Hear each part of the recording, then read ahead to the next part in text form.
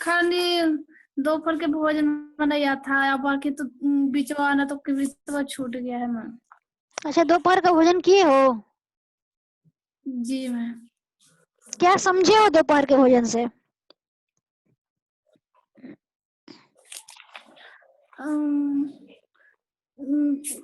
सीधे सवारी के बारे में समझे थे मैम।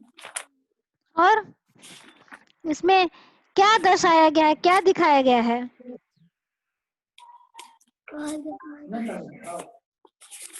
हेलो, वो तो बहुत गरीब गुजरे थे ना मैम। हम लिखे भी हैं। मेन किस चीज की तरफ इशारा किया गया है उसमें? बस खाली एक शब्द में बताओ तो, किस और इशारा है, और कुछ नहीं बताओ, केवल किस और इशारा है यही बताओ ना। पापा को बोला बोलो बोलिए तो। पिंकी, जी मैम। किस और इशारा है, कहानी पढ़ी हो इंटरनेट से निकाल के? जी मैम, लिखे भी हैं पढ़े भी हैं। तो क्या क्या लगा पढ़ के कहानी को, किस तरफ इशारा है? पढ़ने में तो ठीक लगा था मैम। पढ़ने में ठीक लगा था? जी मैम। तो क्या लगा, कुछ लगा होगा ना, कुछ फीलिंग आई होगी ना कहानी को पढ़ के। मान लो इंसान कोई कहानी पढ़ता है तो उसको लेकर के इंसान के मन में फीलिंग उठता है ना, तुम्हें क्या लगा उस कहानी को पढ़ के?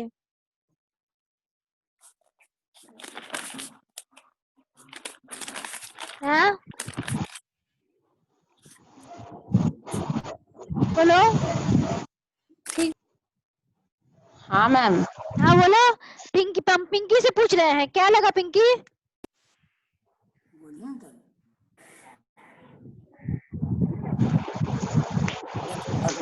हेलो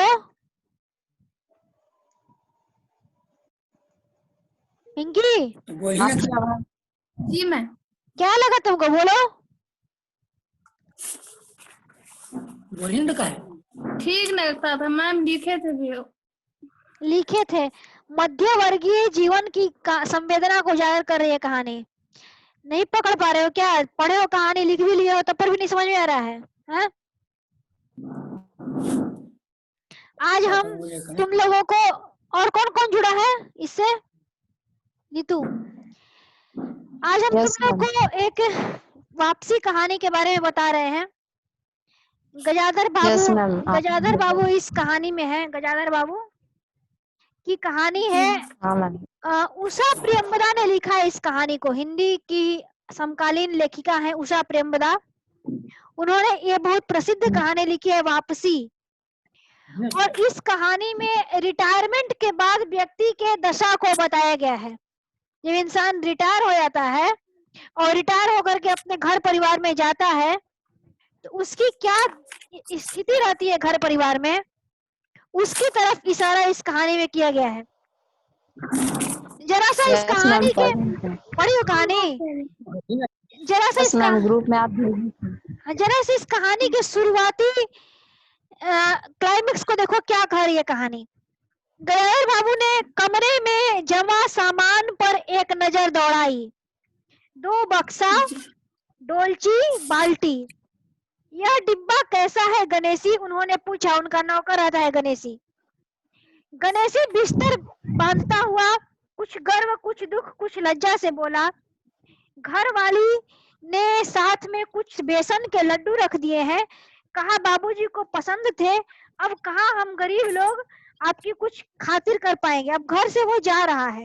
वो अपने ऑफिस, जिस ऑफिस में रहता था, जिस घर में, अब वो उस घर को छोड़ रहा है। और जो नौकर है वो उसको विदा कर रहा है। विदा करते हुए नौकर अपने, उसकी पत्नी कुछ बना कर दी रहती है बेसन का लड्डू, उसी को वो देता है। पर घर जाने की खुशी में भी गयाधर बाबू एक विषाद का अनुभव किया।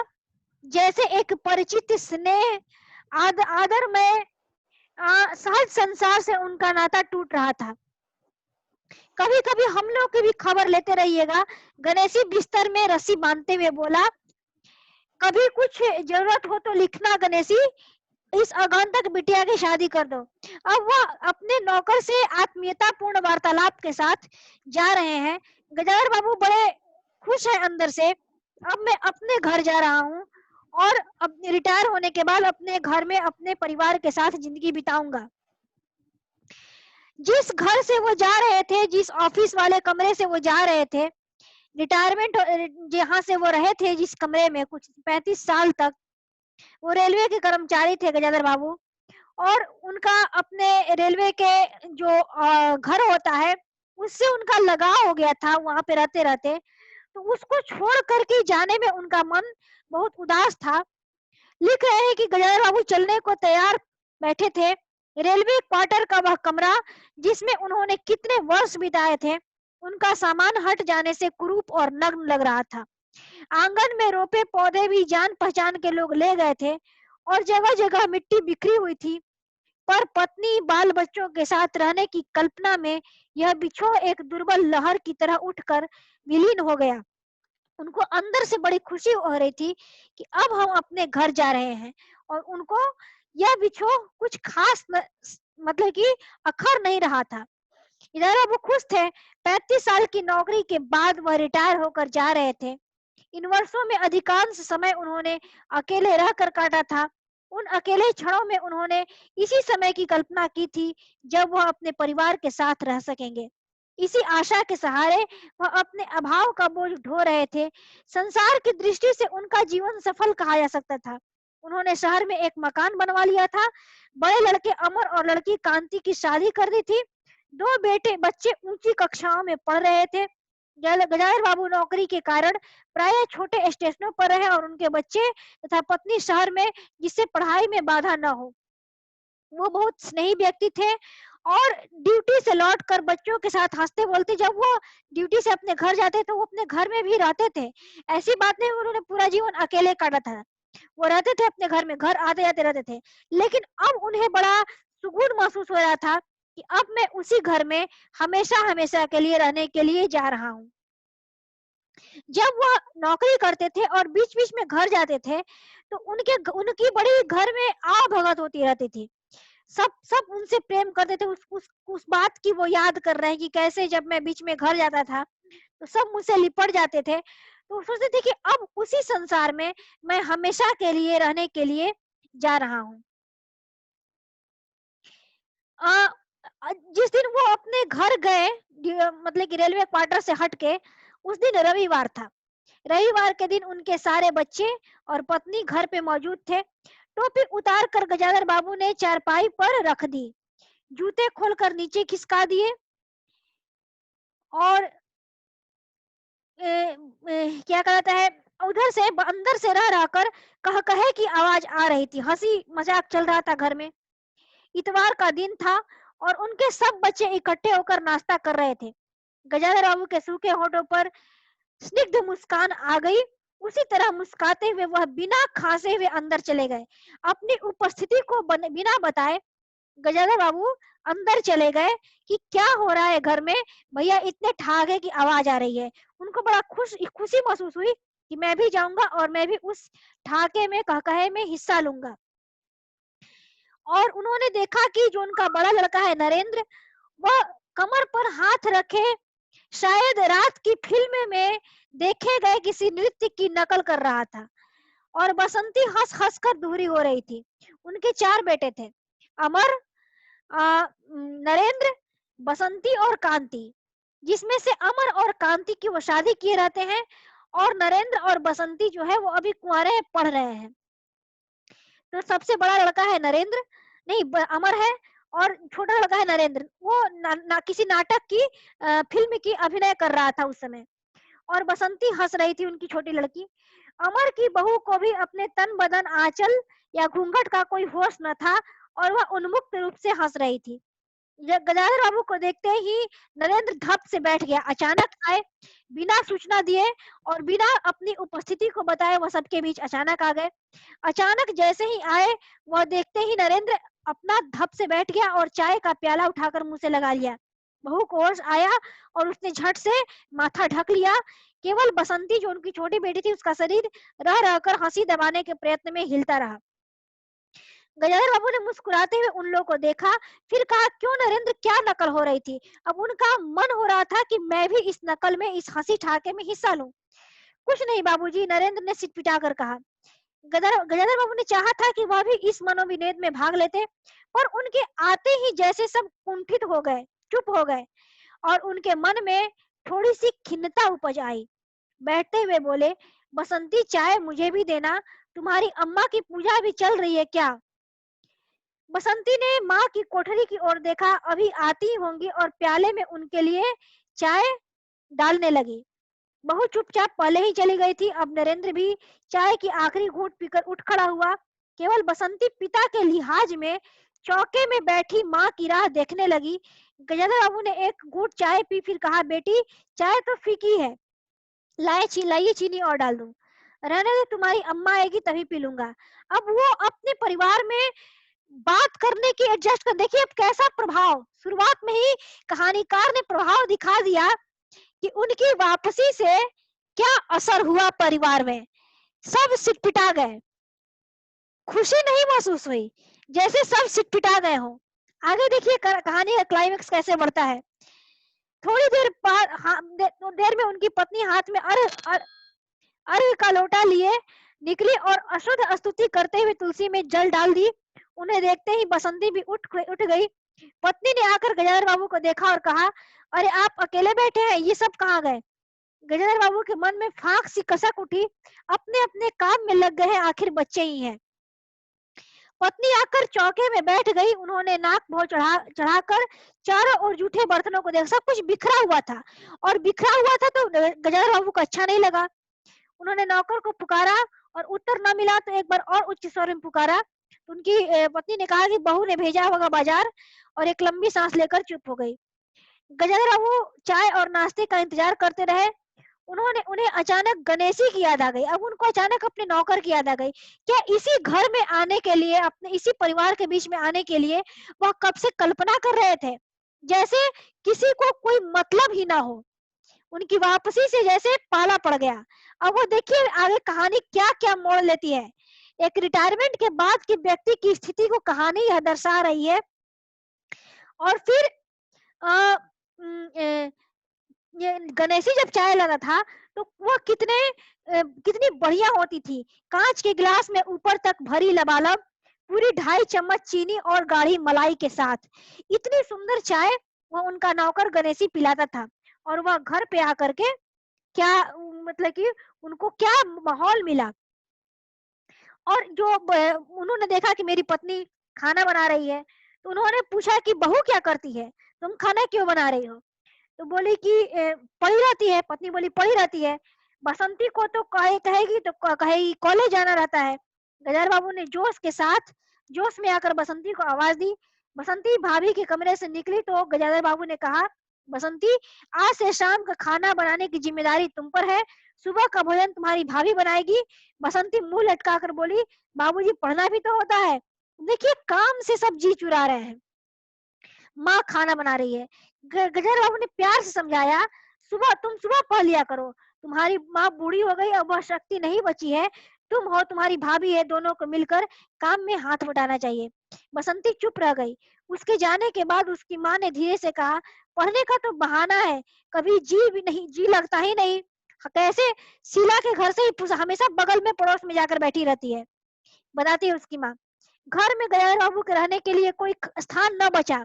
अब घर में उनके रहने के लिए स्थान नहीं बचा, सारे कमरे बुक हैं। उनके बेटे बेटी पत्नी के लिए बुक है। अब देखिए जैसे किसी मेहमान के लिए कुछ अस्थाई प्रबंध कर दिया जाता है, उसी प्रकार बैठक में कुर्सियों को दीवार से सटाकर बीच में गजानन बाबू के लिए पतली सी चारपाई डाल दी गई थी। गजानन बाबू उस कमरे में पड़े पड़े कभी कभी अनायास ही इस अस्थायित्व का अनुभव करने लगते। उन्हें याद आती कि उन रेलगाड़ियों की जो थोड़ी देर के लिए रुककर किसी लक्ष्य की ओर निकल जाती। उसी तरह से अब उनका जीवन बन गया है। घर छोटा होने के कारण बैठक में ही अब वह प्रबंध कर दिया गया था। उनकी पत्नी के पास अंदर एक छोटा कमरा अवश्य था, पर वह एक और अचारों के मर्तबान, दाल चावल के कनस्तर और घी के डिब्बों से घिरा था। दूसरी ओर पुरानी रजाइयां दरियों में लिपटी और रस्सी से बंधी रखी थी। उनके पास एक बड़े से टीन के बक्स के घर के कपड़े भरे पड़े, सारे घर भरे पड़े हैं, लेकिन कहीं भी गजानन बाबू के रहने के लिए स्थान नहीं बचा है। अब यह स्थिति हो गई रिटायरमेंट के बाद। आगे देखिए कहानी कैसे क्लाइमेक्स के साथ मोड़ लेती है। जब उनकी पत्नी को आगे हम कहानी आगे बढ़ाते हुए बोलता रहे हैं कि अचानक जब गजानन बाबू ने को अपनी हैसियत का अनुभव हुआ, अब अपने ही घर में उनको अपने ही हैसियत का अनुभव हो रहा है और वो तुलना करने लगते हैं कि जब मैं नौकरी करता था और अपने घर में आता था तो वही घर मेरा स्वागत कैसे करता था, और आज जब मैं रिटायर होकर आया हूँ उसी घर में मेरा स्वागत किस तरह से हो रहा है कि मुझे रहने के लिए बस एक काम चलाऊ प्रबंध कर दिया गया है, चारपाई डालकर। अब उनको लगा कि घर में केवल जैसे परिवार की सब जिम्मेदारियों के लिए वही जिम्मेदार है। उन्होंने अपनी पत्नी से पूछा, तुम्हें कमी किस बात की है अमर की माँ? घर में बहू है, लड़के बच्चे हैं, सिर्फ रुपए से ही आदमी अमीर नहीं होता। गजानन बाबू ने कहा और कहने के साथ ही अनुभव किया। उनकी आंतरिक अभिव्यक्ति भी ऐसी थी जिसे पत्नी नहीं समझ पाई। बोली पत्नी, हाँ बड़ा सुख है बहू से ना, आज रसोई करने गई है, देखो क्या होता है। कहकर पत्नी ने आज आंखें मूंदी और सो गई। अब क्या होता है कि उनकी जो बहू होती है वह 10-15 दिन का जो घी का और तेल रहता है वह 4-5 दिन में ही खत्म कर देती है। इस तरह से वो रसोई बनाती है। और बासंती क्या करती है, जिसे कहा गया था कि शाम का खाना बनाओ, वह जानबूझ करके खाना इतना रद्दी बनाती है कि किसी के मुंह के गले के नीचे नहीं उतरता है, ताकि कल से कोई मुझे खाना बनाने के लिए ना बोले। अब यह स्थिति है काम से जी चुराने की, जिस तरह से परिवार में हो रहा है। अब एक जो व्यक्ति रिटायर होकर आ रहा है, अब वो अपने परिवार को किस तरह से देख रहा है, उसका वर्णन इस वापसी कहानी में किया गया है। वापसी यानी कि घर पुनः वापसी, हमेशा हमेशा के लिए। अब उनको अपने ये दिन याद आ रहे हैं गजानन बाबू को। अचानक अपनी पत्नी से बात करते हुए अंदर कुछ गिरा और उनकी पत्नी हड़बड़ा कर उठ बैठी। लो, बिल्ली ने कुछ गिरा दिया और देखा बहू को चावा खुला छोड़कर चली गई। बिल्ली ने दाल की पतीली गिरा दी है, सभी खाने को है, अब क्या खिलाऊंगी। अब ये हो गया, अब ये कमाल हो गया, मतलब कि सही ढंग से कोई खाना भी नहीं बना पा रहा है। जब तक से गजानन बाबू नहीं थे, उनकी पत्नी खाना बनाती थी, पूरे परिवार को खिलाती थी और सब बैठ करके खाते थे, बहू बेटी सब, और बूढ़ी माँ खाना बनाती थी। अब गजानन बाबू आए, खाने के काम में रोक टोक कर दिए।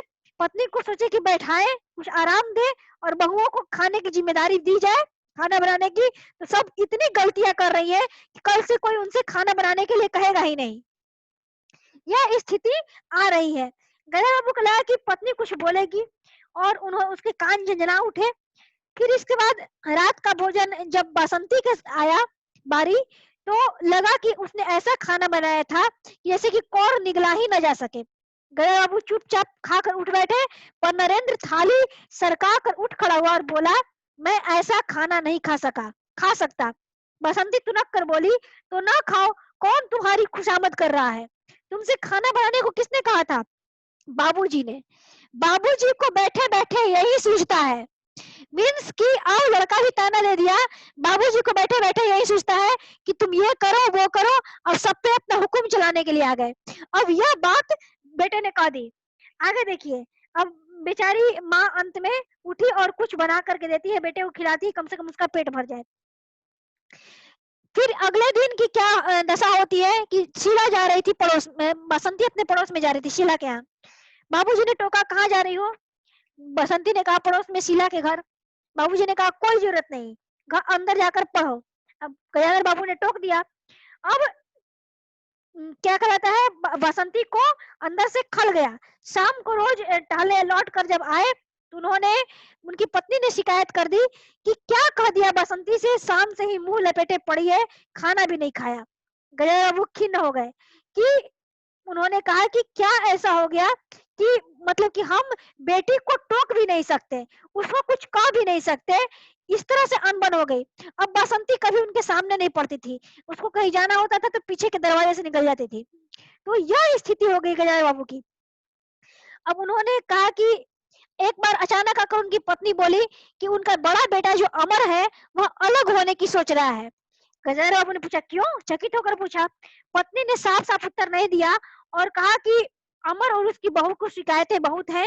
उन्होंने कहा, उनका कहना है कि गजेंद्र बाबू हमेशा बैठक में ही पड़े रहते हैं, कोई आने जाने वाला हो तो कहीं बिठाने की जगह नहीं। अमर को अब भी वह छोटा बच्चा ही समझते हैं और बेमौके हमेशा टोक टाक करते रहते हैं, इसलिए हम अलग रहेंगे। अब उनका यह विचार आ गया। गजेंद्र बाबू ने कहा कि इतनी जल्दी करने की आवश्यकता नहीं है, हम मतलब कि इतनी जल्दी अमर से कह दो कि इतनी जल्दीबाजी की कोई जरूरत नहीं है। अब उन्होंने मन बना लिया कि अब मुझे क्या करना है। अब घर का मालिक, जिस घर में रिटायरमेंट के पहले सब कुछ घर को जिसने पढ़ाया लिखाया सब कुछ किया, रिटायरमेंट के बाद की स्थिति को कहानीकार बड़े सुंदर शब्दों में व्यक्त कर रहा है, किस तरह से उसकी स्थिति हो जा रही है। कहती है उसकी माँ कि जब आप नहीं थे तब बहू को कोई रोक टोक नहीं था, अमर घर का मालिक बनकर रहता था, अमर के दोस्त हमेशा आते रहते थे और बैठक हमेशा सजी रहती थी और सबको यही अच्छा लगता था।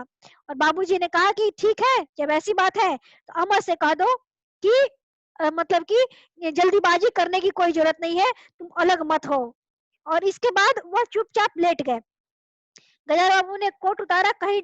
अब वो क्या करते हैं गजार बाबू कि सुबह टहल अचानक एक बार एक दिन आए गजार बाबू कुछ दिन के बाद, और दो चार दिन बीतने के बाद, और उस अपनी पत्नी से कहते हैं कि अ, क्या कहता है, अब मुझे मैं सोच रहा हूँ कि कहीं मुझे एक जगह काम मिल गया है।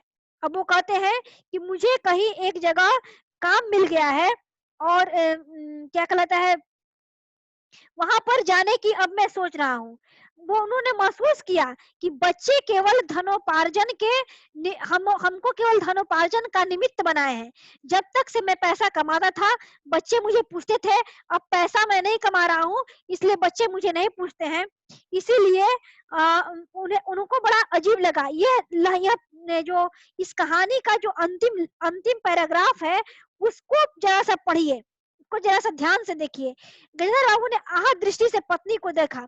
उन्होंने अनुभव किया कि वह पत्नी और बच्चों के लिए केवल धनोपार्जन के निमित्त मात्र है। जिस व्यक्ति के अस्तित्व से पत्नी मांग में सिंदूर डालने की अधिकारी है, समाज में उसकी प्रतिष्ठा है, उसके सामने वह 2 वक्त का भोजन की थाली रख देने से सारे कर्तव्यों की छुट्टी पा जाती है। वह घी और चीनी के डब्बों में इतना रमी हुई है कि वह अब और उनकी संपूर्ण दुनिया बन गई है। गजेंद्र बाबू उनके जीवन के केंद्र नहीं हो सकते। उन्हें तो अब बेटी की शादी से भी कुछ उत्साह नहीं रहा। किसी बात में हस्तक्षेप करने का निश्चय न करने के बाद उनका अस्तित्व उस वातावरण का एक भाग न बन सका। उन्होंने मन ही मन निश्चय कर लिया कि अब मैं किसी को नहीं टोकूंगा, चाहे कोई कुछ भी करे। उन्होंने यह संकल्प कर लिया। अचानक एक दिन की बात है कि गजेंद्र बाबू ने सोचा कि ये नौकर जो रखा है अमर ने, वो फालतू का है, जो कि घर में उसके ऊपर फालतू का खर्च हो रहा है। उसने कहा कि नौकर को छुड़ा दिया जाए और उनका मतलब कि नौकर को उन्होंने हिसाब किताब करके छुड़ा दिया। शाम को जब अमर दफ्तर से आया तो नौकर को पुकारने लगा। अमर की बहू बोली कि बाबूजी ने नौकर छुड़ा दिया है। अमर ने पूछा क्यों? कहते हैं खर्च बहुत है। वह वार्तालाप बहुत सीधा था, पर जिस टोन में बहू बोली गजेंद्र बाबू खटक गया। उस दिन जी भारी होने के कारण गजेंद्र बाबू टहलने नहीं गए, आलस्य में उठकर बत्ती भी नहीं जलाई। इस बात से बेखबर नरेंद्र माँ से कहने लगा, अम्मा तुम बाबूजी से कहती क्यों नहीं? बैठे बिठाए कुछ नहीं तो नौकर ही छुड़ा दिया। अगर बाबूजी यह समझे कि मैं साइकिल पर गेहूं रखकर आटा पिसाने जाऊंगा तो मुझसे यह नहीं होगा। हाँ अम्मा, बसंती का स्वर था, मैं कॉलेज भी जाऊं और लौट कर घर में झाड़ू भी लगाऊं, यह मेरे बस की बात नहीं है। बूढ़े आदमी अमर भुनभुनाया, चुपचाप पड़े रहे, हर चीज में दखल क्यों देते हैं? अब कि उनकी बात में वो फालतू सामान हो गया है, कोई दखल भी ना दे। और कुछ नहीं सूझा तुम्हारी बहू को ही चौके में भेज दिया, वह गई तो 15 दिन का राशन 5 दिन में ही बना कर रख दिया। बहू कुछ कहे इसके पहले वह चौके में घुस गई। अब गजानन बाबू